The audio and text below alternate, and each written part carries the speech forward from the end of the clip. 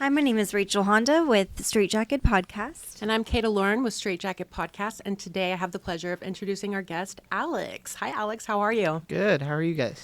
We're doing good. Good. Alex has about almost 5 years of recovery. When is your 5th birthday? April 6th. April 6th. Oh, it's coming up. Okay. No fronts, though. No fronts. No course fronts, not. but that's such an accomplishment. What were your DOCs?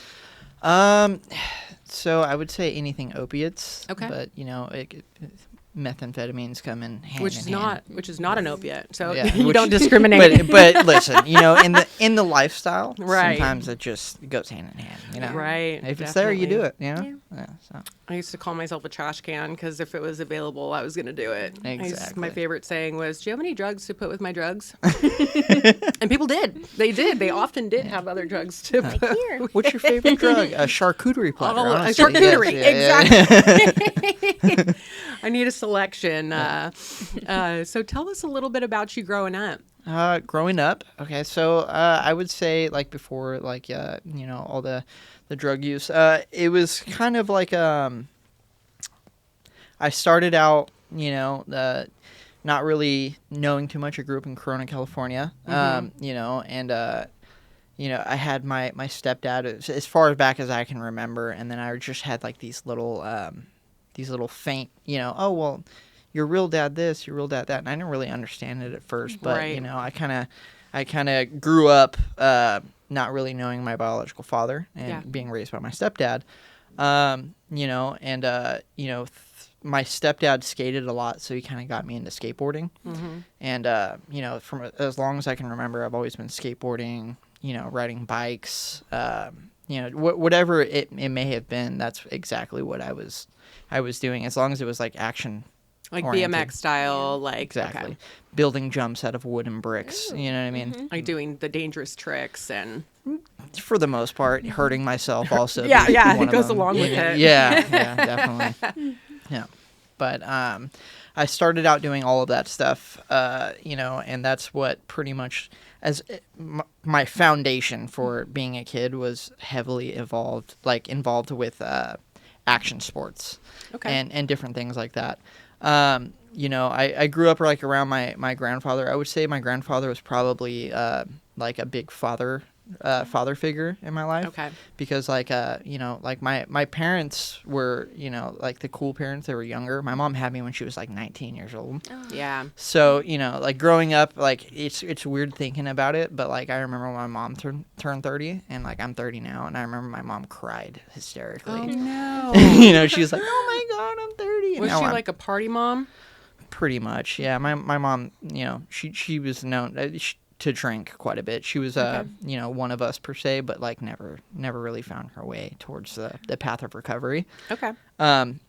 But I kind of grew up around her friends and stuff like that, and I always wanted to be around the adults, and it was kind of like one of those situations where it's like you kind of grow up faster than you should, Right. because you're exposed to more than you should be. exactly, and you see all these different people, and they're funny, and they're hanging out with you, and all that stuff, and I was always around usually people drinking, partying, having fun, and smoking weed and whatnot. But then the only time I like really wasn't around that stuff was when I went to my grandparents' house.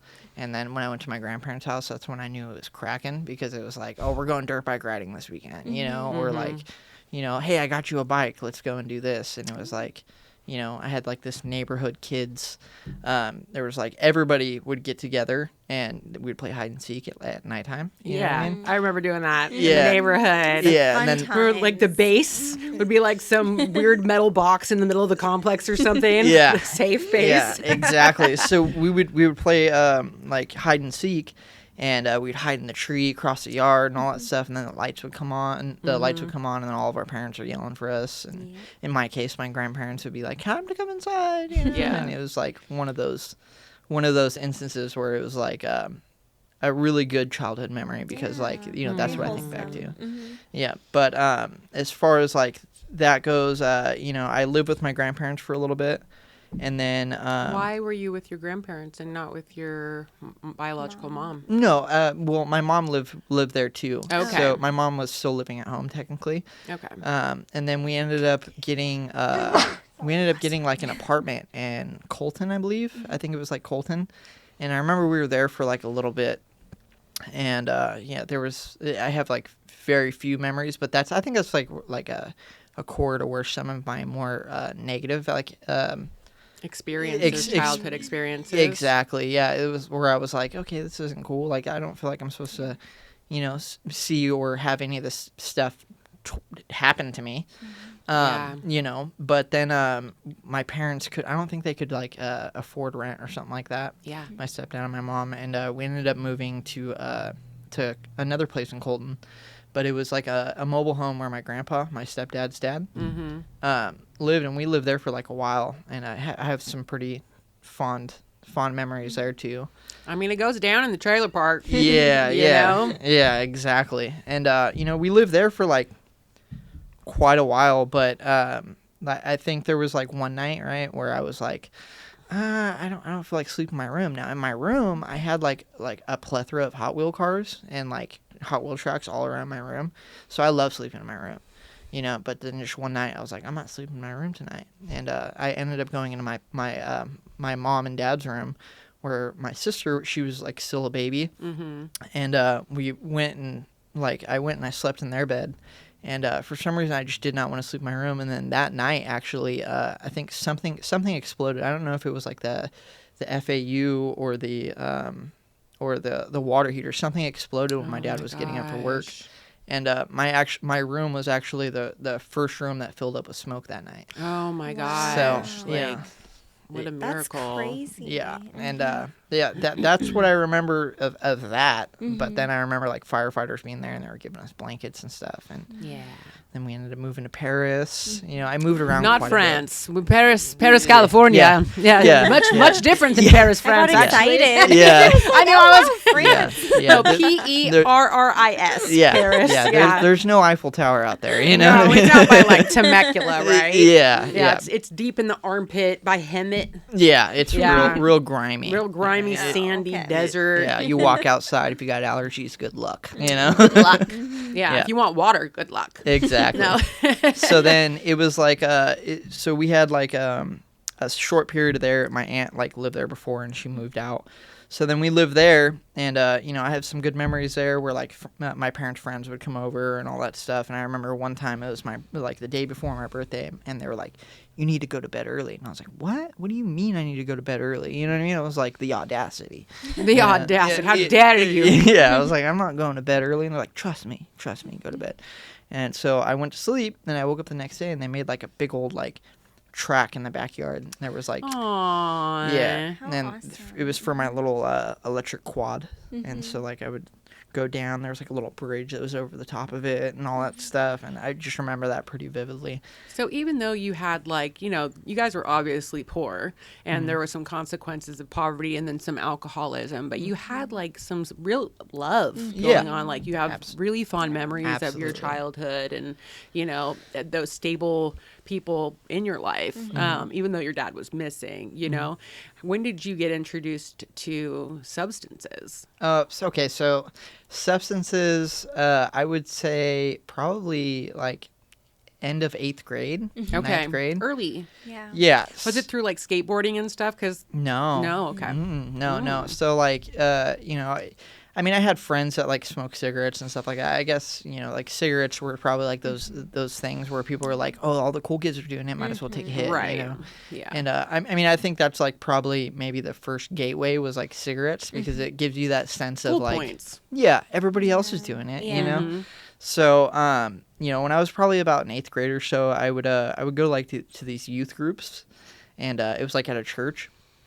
And which is a really weird way to be introduced into stuff, because it's always that way. Yeah, it really is. Yeah, but that's where all the kids would hang out, and we would all sit there and do Bible stuff and talk about the Bible, and then after we would just go get prime times from the liquor store and alcohol, and we would drink and stuff Prime like that. times with cherry flavored cigarettes. Yeah. You just brought back a memory. Oh my goodness. I have like a physical sensation of smoking my lips tasting like cherry. Oh my God, I'm having a flashback right now. I totally forgot those were a thing. Yeah. And okay. I remember one night we went on a mission to try to find watermelon prime times. Those existed? Those exist. Yeah. Oh my goodness. Yeah, we went to I swear to God, 15 different stores all across the high desert. Did you find them? Yeah, we found him. Oh, yeah. wow. Yeah, we found him, and then we went to an abandoned military base that was there, and it was super dark and spooky. So You were smoking your prime times. it was smoking the prime times. Yeah. Oh, and then you can't forget about the wine. The wine. You steal the wine? No, the wine. No, the cigars.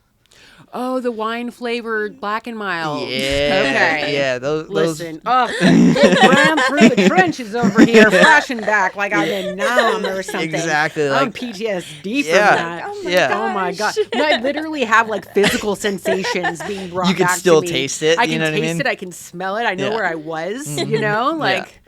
1990. No, it was 2000 something, but Yeah. it sounds better, right? It sounds Yeah. more like in the past. Yeah. So that's where that kind of started, and it was just drinking kind of became like a normal thing, you know. Where were you procuring your liquor from? You cannot disclose this I information. I plead the fifth. Anywhere. No, we would go to the person that looked the oldest, Okay. you know, and we would sit out in front of liquor stores and you know, Try again. find Yeah. somebody I forgot my ID at home. Yeah. You know, that's a pretty normal. Oh well, I used to buy a pack of cigarettes to buy me beer.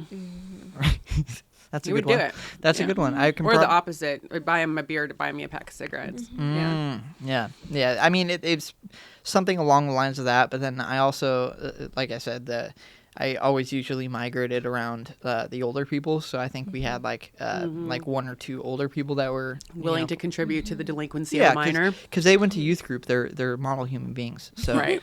you know. But my friend, he used to clean the church there. So after the youth groups, we would be able to hang out at the church and play music over loudspeakers and stuff like that. Cool.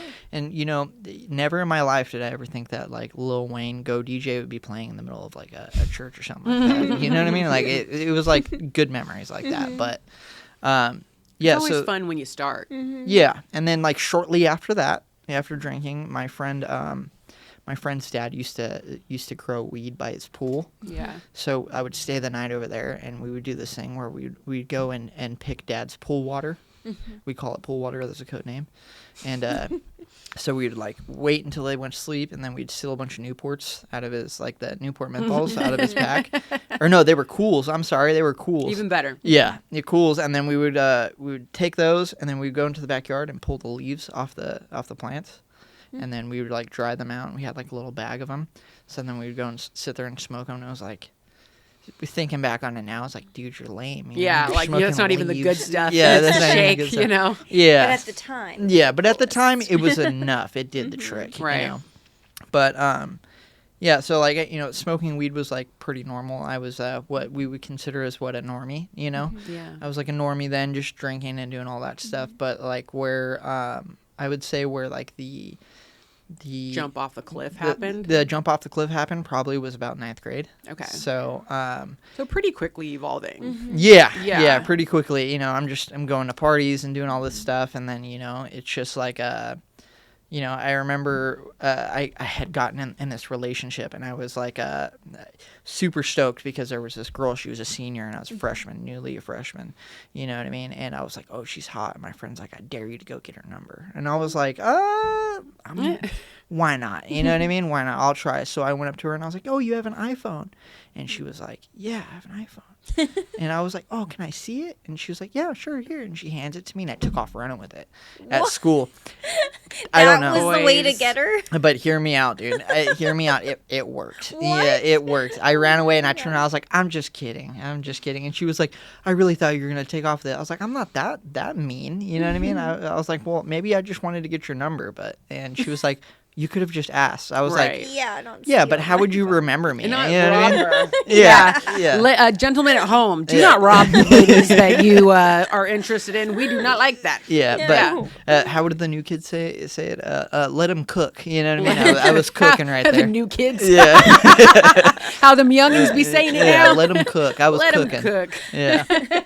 Yeah, but I ended up getting her number and and talking to her, and then we ended up getting in a relationship, and I lo and behold, I ended up staying with that girl all 4 years of high school pretty much, and that's pretty much where things started to, I would say, go downhill, because it was a normal relationship, and then it was There's a little Romeo and Juliet law happening there, right? She turned 18, you were 15. well, listen, Romeo and Juliet law states that if you were together before they turned Yeah. 18, then you turned 18, then you're protected, whatever. Yeah. exactly, and I don't care. In my eyes, I was a freshman dating a senior, so Yeah, cool. You're like, You the know whole what I mean? time. Good. Yeah, we were frozen in time. Yeah, so. exactly. Yeah. So we being with a senior, of course, I started to attract more senior friends, and it just so happens that some of the people that I was migrating towards were actually skaters, because I was pretty heavy in skateboarding at the time, and there was this thing called 420 Fest, and I was thinking oh, a weed event, sick, you know what I mean? This sounds cool. They're 420 etc. Fest. Exactly. So they were like, hey, you and so and so should come to this event. And I was like, should we go? And she's like, yeah, we should go. We should go check it out. I was like, all right, cool, let's go.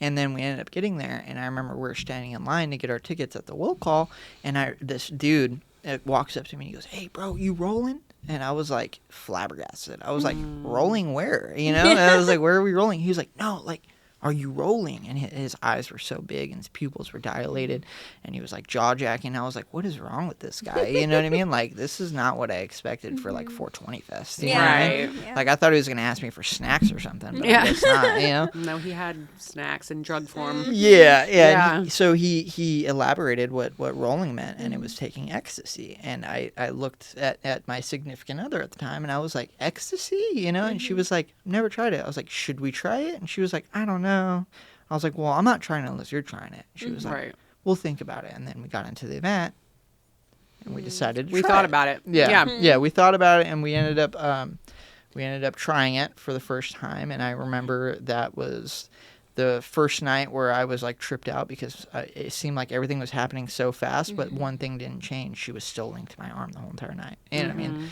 So it was one of those there's a mixture of all this stuff's going on. There's all these people, you know what I mean? I'm clearly in love with this girl that's on my arm. And, I felt that sense of euphoria for the first time, and it was amazing. And then we ended up, going home, and then, that one 420 Fest that ended up being my first rave, ended up turning into more raves from then on. So it was kind of okay, every other weekend we're going to go to a rave. And then, of course, we're doing ecstasy. And, and if you haven't noticed, it seems like there's something that's pushing you, you're slowly being propelled into the future of what you'll find out, Lifestyle. what I mean? Yeah. So I started going to lots of different raves, and getting more developed in the lifestyle, and then one day somebody was like, hey bro, do you want to try acid? And I was like, what? I want to try acid? You know what I mean? And she was mad. The girl I was with was mad. She was like, no, why do you want to try acid? I was like, why not? You know what I mean? Obviously ecstasy's cool. Let's try the other flavors. Yeah. And she was and she actually was the angel on my shoulder, slowly beginning to be no, that's exactly where you're going wrong. You shouldn't have to do that. You should just be fine and content doing what you're doing currently. And I was like, well, I'm going to try it. I'm going to try it one time. And I tried it. She was pissed off at me. I had all right, exceptional time. Yeah. You know what I mean? It was all right, exceptional. It was exceptional because everybody else was asleep and I was still tripping. Why are the walls breathing, Yeah. And so, that's where that kind of ended up. And then it was I'm still skating and stuff like that. And somebody was like, hey, bro, do you want a Vicodin? And I was like, what's Vicodin? You know what I mean? Right. It's a painkiller. The whole world just opened up to you. Right. And then I Yeah. was like, sure, why not? And then I'm like taking Vicodins at school. And, you know, I'm like, oh, this is cool. Like my legs feel numb. You know, I'm like, this is amazing. And, you know, the Weird qualifier. yeah, weird qualifier. This is great. Yeah. This is Can't feel my legs. Yeah. This is fantastic. But, you know, and I started taking, like, painkillers, and I didn't really tell the girl that I was with that I was, you know, taking painkillers and all that stuff. Yeah. And Because she know. didn't approve of you taking acid. So Yeah, it's she's like, definitely maybe not we gonna don't run it approve by that. her. No, yeah, it'll Maybe be we just fine. keep this to ourselves. Exactly. It's what she don't know won't hurt her. Yeah, in the situation. and in hindsight, you know, I wasn't realizing that, you know, how my perception of life and how I treated others was being changed in that instant. Like you know, somebody that I told I love on a daily basis, I was lying to Yeah. clearly and didn't. And it was like an think- automatic thing. It Yeah. wasn't like and that's what I think people misconstrue, you know, with addiction and stuff like that, is they think it's an intentional act, like, oh, I'm going to lie. It's like, no, it happens just automatically Yeah. because there's some gremlin living inside you that's like, this is how you play the game and win. Yeah. You know, like, shut your mouth, shut up your mouth, and carry on. Yeah, you know, what did Kodak Black say? I knew the perky was fake, but I still ate it because I'm a gremlin. You know? It's such a real thing. You know, like there's an off chance this might do something to me. I'm going to do it. And that's the mind of an addict. Yeah. It truly is. Exactly. Yeah. And I had no conception of what even being an addict was. But then, you know, You're getting on the roller coaster. exactly. And then I tried somas, you know, and I'm keeping that hush. Girlfriends at How work. did you hide somas? Were you not unconscious? Hear me out, dude. Oh, yeah, hear me out, Hear dude. me out. Hear me out. So I was trying somas, and somebody was like, "Oh, I've got somas. I'll sell them to you 5 cents a pill." So I bought a lot of them. You know what I mean? Yeah. And There can't be any ROI on that. No, there wasn't, and I'll tell you exactly why. My girlfriend was working at the time, and I went over to my friend's house, and we were smoking weed, and I was like, "Oh, I got somas. Do you want to try some?" He's like, "I don't take pills," and I was like, "I'll take them." So you know, I took one, and then one wasn't enough, so then I took two, and then you know, next thing you know, I'm like, "This isn't really working," because I'm so stoned that I'm not even realizing it is working. Yeah. So I took 5 in my hand, and Because like, why not? yeah, and I was like sitting there, and he was like, "Let's go in my room." He's like, "Let's go in my room and go play video games." I was like, "All right, cool." And I stood up, and they all hit me, and it was like the whole room started spinning. And I walked towards like his room, and I played ping pong off his walls. And I was like, "What the fuck is going on? I can't even feel anything. Like this is crazy. I'm bouncing off the walls. I'm knocking pictures off the wall." And then I walk into his room, and I like fell on his bed and smacked my head on the wall, Yeah. and I was out. And I like woke up, and he's like still sitting there playing video games. He's like, "Oh, you fell asleep." I was like, "I don't think I fell asleep. There's a hole in your wall." I love Just how so he didn't nonchalant. even, like, Yeah. care. Oh, you fell asleep while walking. Yeah. So I'm pretty sure I OD'd on somas that day. Wow. You know, but then that was like pretty much the last time that I took somas, and That'll then do it. yeah, then Percocets were introduced to me shortly They were after. all the rage right then too. Yeah, Yeah. yeah. Percocets were introduced to me, and then you know I was taking Percocets pretty frequently, wasn't telling the girlfriend, and then all of a sudden like I woke up one day and I was like sick, and I was like, "Oh, I've got a cold. I've got the flu or something," right? And I went over to my friend's house, and I was like, "Dude, I think I'm sick. I haven't been feeling good. Like my back hurts. I'm like feeling nauseous and all Body that stuff." aches. And he's like, "No, bro, you're withdrawing." I was like, "With what? What is that?" You know, like I was so Naive. so naive, and I didn't know what any of this stuff was. I had no idea what drug addiction was, which is like really weird, because it's like I thought it was normal, because I was like, in my mind I was like, okay, my parents like seem to have fun like this all the time, so it's like, why, you know, this is completely How is normal. it different? Yeah. It's fun until you run out. Exactly. And that's when the relationship started getting a little rocky. Yeah. Because I would be dope sick, and she would see me going through it, you know, tossing and turning and stuff like that.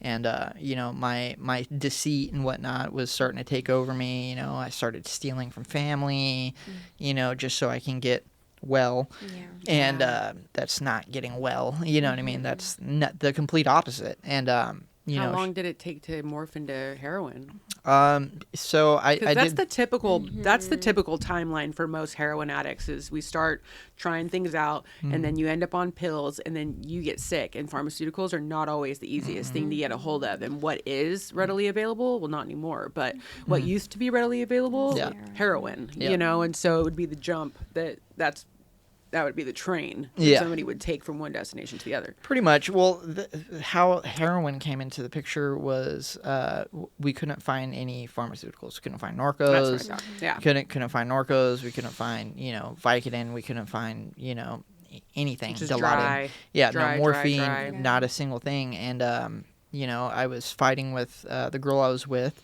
and she had, cried and told me, she was like, these people are not your friends, you know what I mean? Like, she was like, please just listen to me, and little did I know that she was actually talking to my biological father, through Facebook, and was like trying to get him to intervene with what's going on with me. And she was like, I'm losing my best friend, you know what I mean? Like, I feel like you're the only person who can save him. And my dad told me, he's like the only thing I told her was like, I can't save him. The only person who can save him is himself. You know? And I found that out quite recently, like this whole scenario. So I ended up going over to my friend's house, and she was like freaking out, and like saying like, you need to stop hanging out with these people. Like, I feel like I'm losing you. So I called her a crazy bitch and broke up with her, because they were like, yeah, she's just trying to control you. She's trying to control you. And I was like, no, I feel like she was probably trying to be that angel that was like, She was hey, trying to save your life. Yeah. Again, naive, young, not really. The only thing I knew about life was I'm here, When you're in the trenches of addiction, like, there's not a lot of, it's a disease of choice. Like, there's not, unless something hits you out of its orbit with a freaking bat, and you just, somehow get out of that gravitational pull. Like, it takes an act of God to be, detached from that energetic pull, that lifestyle. So unless you have an incident like that, like, it's literally running you. There's it's like gravity. Can confirm I have absolutely had one of those things, but it took for me to get addicted to heroin before I had one of those things. And a friend of mine came over in that day when I couldn't find painkillers, and I broke up with her and all that other stuff. And he was like, oh, well, I was like, what are you smoking? It smells like a Roxy. Because, like, Roxys, you can put them on foil and smoke them. And I was like, it smells like a Roxy. He's like, oh, it's black tar.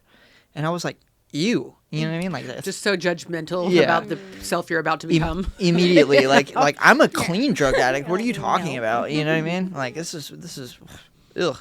And so he was like, he's like, are you sure you don't want none? I was like, no, I'll never do heroin. And he was like, I know one thing, I'll be sleeping tonight, and you weren't. And that's when the wheels started turning in my head. And that's the moment that, I took one hit of heroin for about 8 years. So, and that's pretty much where it was a very dark. They call it black tar heroin for a reason. Yeah, you know what I mean? It's taking you into the black tar. That's exactly what it did. In a black hole. Mm-hmm. What is your darkest moment?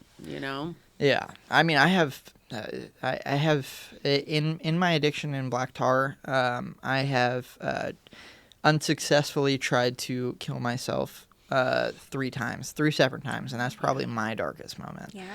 I tried slitting my wrists one time. I woke up and there was blood on the I was homeless. Yeah. And there was blood in this shed that I was in on the floor, and it didn't kill me. I woke up and I was cursing, fuck, like why? And I passed out when I did it, which is like really weird. But also, I tried ODing. I shot a gram and a half of heroin with full. That's a lot. For anybody who doesn't know. Yeah, with full intentions of ODing, and all I did was wake up and I had a headache, and I was like, "Fuck, dude!" And it was like the next day. You're out of dope. Yeah. And now you're kicking. Yeah, exactly. Now I'm doing gram and a half cottons. Yeah.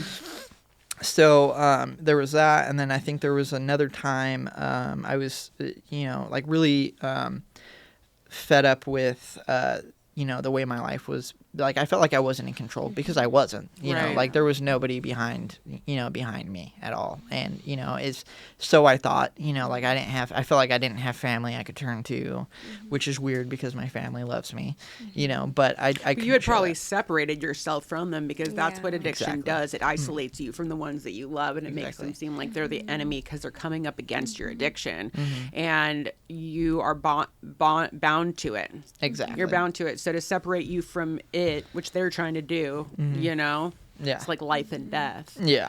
And that there was that last time that I tried, I was sitting there with like I actually had like a knife to my throat at this time in a trash can bin, and I was crying like pretty fucking loud, you know what I mean? And I was like trying to get myself to do it, and you know, an angel, you know, which I still talk to this person till this day, and he's sober now. He walked in and he came up and he sat behind me and he fucking put his arms around me and he took the knife from my hand. He's like, "You all right, man?" And I was You were like, in a "Yeah." trash can? I was in I was in a trash can bin, like, you know, Okay. like where they put the big trash cans. Yeah. I was like chilling in there. How did he see you? I don't know. I It's, like, still Probably so heard rare- you. yeah, I think he yeah. probably heard me walking by, and Okay. little you know, he But saved my life. imagine seeing Yeah. somebody in their most frail state, like having a Yeah. full-on mental breakdown with a weapon, like the bravery that it And would he take just to walk went. up and like hug somebody, like the courage and like love for life. Like, Exactly. you know, that takes, and that's an act It's of God. amazing. That's miraculous. Yeah. You know? Yeah, and being in addiction like that, you know, and staying up super late, you know what I mean, and, you know, always trying to make money and all that stuff, it takes a toll on the mental health, like like a big time. And you know, there was like anybody who knew me that like when I was out there like knew that I was like slowly losing all my screws. Yeah. You know what I mean? Like I was probably one of those people that you see in LA on the side of the road talking to the sky. You know, Yeah. like it was Yelling at nobody. Yeah, pretty much. But in reality, it's like I'm yelling for, you know, I'm pleading for help, but at the same time, it's like it's not being brought to me because it's like I'm disconnected from myself. Was there any significant moment that caused the break? Because I know you had like a full break in You would know. I know there was a full break of the mind and psychosis that ensued. Was there any significant, like, can you pinpoint what happened, or was it So, like, extended use? From completing my steps, you know, in AA and NA, like I figured like, so like usually like everything's like all peachy keen and all that stuff, but as soon as you start like using drugs and you know, and different stuff like that, like you know, you start to congregate all of these problems that may have, you know, even if they were minor, you know, they start collecting in a pile, and it makes a problem seem bigger than it really is. Yeah. But I would say the biggest break for me that truly ended up really sending me off like on a, you know, fuck the world, me against the world, everything was it started with my grandma passing away from cancer, and then slowly I felt like that's when I can like noticeably tell that I was starting to distance from myself, because that's when like my memory started to like, you know, get hazy. The girl that I was with, it was like, you know, things were hazy with her. I was lying, I was cheating, I was doing all these things, and it like felt like I was completely distant from myself. But the moment that like really struck me to my core was when my grandfather died. So my grandfather, like I said, he was like a really big father figure, and after my grandma died, he kind of like went into like a you know, of course, depression, because he had been with her, you know, that's all he knew for as long as I can remember, half of his life. Yeah, and know? then they met at Disneyland and got married a week later. Oh, Yeah. I love those stories. Yeah. Makes me believe in love. Yeah, You know? where did those times go? You know, but We can do background checks now. yeah. No, I'm kidding. Yeah, but so there was, you know, that he started talking to my grandma's best friend. Okay. And me being a teenager and, you know, used to my grandmother and my grandfather being together, I was immediately, like, I felt defensive and I felt betrayed for my grandma, I guess you could say. Like, I felt Couldn't like... wrap your mind around it. Yeah, no, I couldn't do it at all whatsoever, because, like, I had, like, this one-track mind of, like, Yeah. that's how it's... supposed to be Yeah, together. that's how it's supposed to be. Yeah. You know, and So he ended up sending us home early when the very next year after my grandma died. We went and saw him for Christmas and all that stuff. And the last words that I ever told him was that I fucking hate him and I never want to talk to him again. And he called me from the time we got home, which was like December like 27th or something like that, till January, up in the day till the day he died, and he left me multiple voicemails. And I remember when my grandpa died, my aunt showed up to the house and she was like, "Your grandpa died." And my aunt was standing at the door, and I remember I was like standing in my underwear, like I'd just woken up, and I was like, just like shut the door on her. Yeah. You know, and I just kind of like went into like this weird like autopilot mode where I just like turned around and just like walked down the hall, and then I collapsed in the room and started crying. So, you know, that we were talking about like what we had to do. We had to go back out to Texas and do all this different stuff to get pretty much his whole life and figure out what to do with everything. Yeah. You know, so it was a lot for me to wrap my head around. And, you know, we went out and did that, and then we came back. And, you know, I was, like, semi being okay, but, like, my Something had severed your connection from reality. Exactly. And I was semi okay, but then where it really severed it was I decided to look at my voicemails. And the last voicemail that he sent me was the day before he died. And he was crying, like, pretty hysterically. And he was like, "I'm sorry." And I will forever remember the tone of his voice and the way it cracked and all that stuff. And he said, "I'm sorry."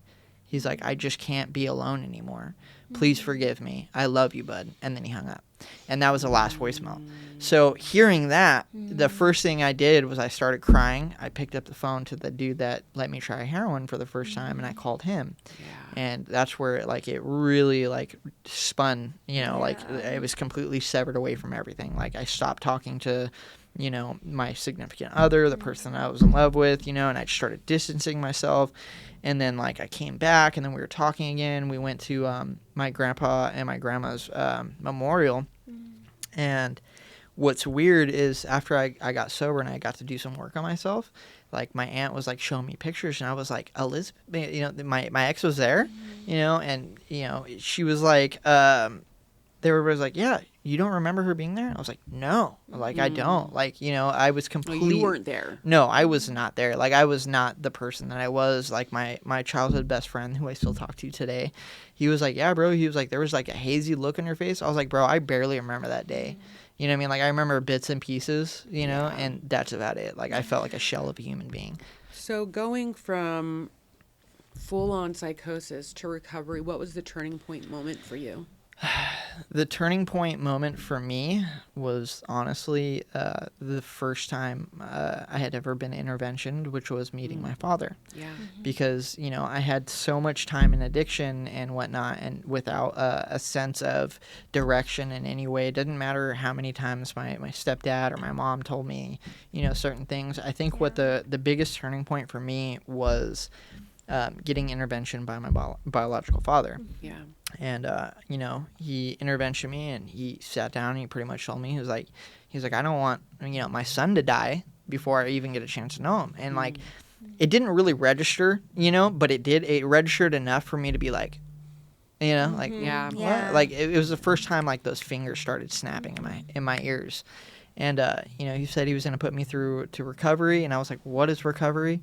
He was like, "I'm going to take you to detox." I was like, "Where's detox? Right. What is detox?" You know? And, you know, that was like the moment where, you know, it's not the first time. But that was the turning point, like the really turned the corner. Like you had a false start there for a little bit, but that was the complete pivot was into your recovery journey, and you're successful now. Yeah, and I was like newly off the streets, you know what I mean? I was like really bad into psychosis. Actually, when my dad intervened me, I was unbelievably high on meth. Yeah. I had a backpack filled with meth and other things. Yeah. And I remember like, you know, he brought me back back to his house at the time, you know, and I vaguely remember bits and pieces of it, but there are certain, you know, pieces that I remember where it was like, oh, hey, here I am. And, you know, everybody was like kind of like looking at me weird, you know. That's actually the first time I met Keta. And, you know, I was like, kind of just felt like out of place, but like I felt like familiar at the same time. And like I was so weird because it was like I was in psychosis, but I felt like there was truth to it because I felt like I was where I had always been. You know what I mean? Like in the spirit or whatever you may call it. So it was like I could see that. Yeah. So I felt like but I was safety. You felt safe there, right? Which is something I hadn't felt in a long time. Yeah. You know, and you know, I guess I have some weird psychosis stories that I definitely got to go into. You do. Yeah. Well, we might not have time to go into all of them. Yeah, you know what I mean? yeah. But I will say that you were one of the cases that I thought, and I'm a very hopeful human being, and very rarely do I think this one's gone for good, you know, and seeing you so deep in psychosis and the pain that you were in, I knew it would take an act of God, a miracle, to bring you back. And like, that's exactly what your story is to me. That's exactly what you are. I truly think you are a testament to love saves, you know, like love saved your life. Your dad walking in at the right time.